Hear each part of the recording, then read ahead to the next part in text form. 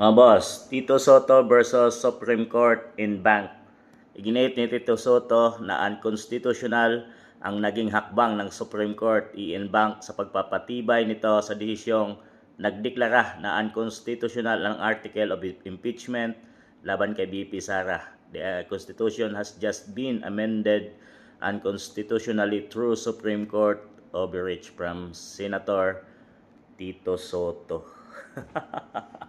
Mga boss, yung Itbulaga host nyo na si Tito Soto, Senate President, ay atat na talagang ma-impeach si BP Inday Sara Duterte, mga boss.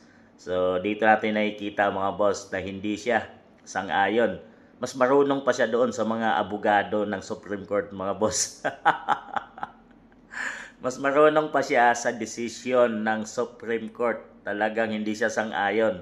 Talagang mas matalino pa siya sa mga abogado na nag-aaral ng batas at pinag-aralan ang tama, mali para maging pantay-pantay ang batas at hindi kagaya ng Senado na bend the law or binabali ang batas ng mga ibang senators o pati siya, mga boss.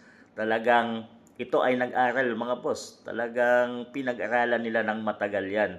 Yan ay pasalamat tayo, mga boss, dahil mayroon pa tayong Supreme Court na naninindigan kahit pa alam na natin ngayon na kadalasan sa mga batas natin sa ating bansang Pilipinas ay hawak na ng administrasyon at yun ay nababali, mga boss. So ito ay atat na at malungkot siya ngayon, mga boss, na hindi na matutuloy ang impeachment ni BP Inday.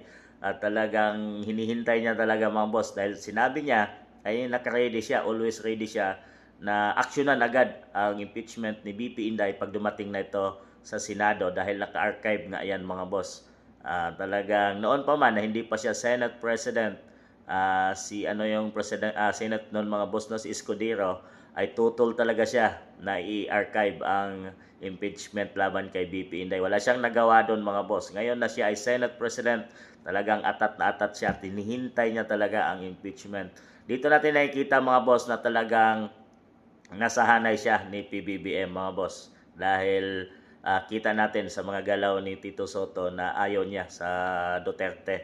At isa rin siya sa mga takot na maging presidente ng Pilipinas sa 2028, si BP Inday Sara. Mga boss, ang Itbulaga host nyo ay nagmamagaling at talagang hindi sinangayunan ang desisyon ng Supreme Court na sinasabi ng Supreme Court na hindi dapat gamitin sa anumang political na idea or political na mga laro nila ang batas ng Supreme Court, mga boss, dahil nakikita ng Supreme Court na ginagawa nila ang impeachment trial para sa isang political agenda na yun ang magdidiin kay BP Inday na hindi makatakbo sa 2028. So nakita yun ng Supreme Court, mga boss, lalo na yung mag-collect ng perma ang mga congressman ng 1/3 vote, mga boss, no, na sinasabing binayaran pa.